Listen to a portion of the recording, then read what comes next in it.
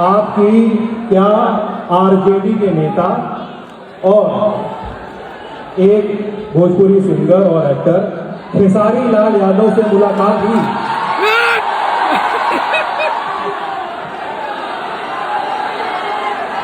इधर भी नहीं हुई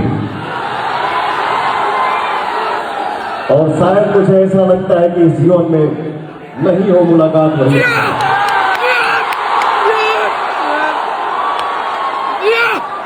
शेयर बहुत सारी वो जो शब्द हैं उनके ही वायरल हो रहे हैं।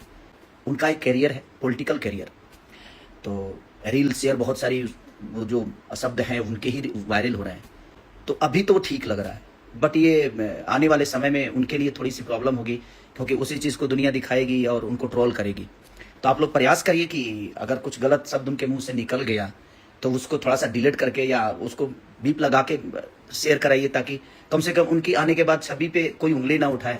सच में दोस्तों, हर बार खेसारी भैया सच बोलकर बदनाम हो जाते हैं या यूं कहे फंस जाते हैं। बताइए पवन सिंह जो भी करे उसे उनके टीम के लोगों की तरह अगर आप ठीक कह दिए तो सही है, वरना आप उनके दुश्मन बन जाइएगा। बताइए हर बार जब पवन सिंह कोई गलती करते हैं, चाहे वह राइज फॉल में अभद्र भाषा का प्रयोग करना हो या स्टेज पर एक्ट्रेस के साथ बदतमीजी करना हो या बर्थडे पार्टी में शराब पीकर झूमना हो, इन सारी चीजों के परिणाम को लेकर खेसारी भैया पहले ही उन्हें आगाह कर देते हैं कि यह आने वाले समय वह आपके पॉलिटिकल कैरियर के लिए खतरे की निशानी है। खेसारी भैया आपके दुश्मन बन जाते हैं, क्योंकि आपके अनुसार आप चाहे जो भी करे उसे खेसारी भैया को सपोर्ट करना चाहिए, जैसे आपकी टीम के लोग किया करते हैं, चाहे अंत में उसका परिणाम कुछ भी हो। खेसारी भैया का अच्छा खेसारी भैया को ही भारी पड़ गया, परंतु कल रात जो आप खेसारी भैया के बारे में बोले हैं, इंतजार कीजिए, खेसारी भैया भी बहुत जल्द इसका जवाब देंगे आपको और आपके फैंस को पूरे ठेठ हिंदी में समझाएंगे कि वे भविष्य में आपसे मिलना चाहते हैं कि नहीं।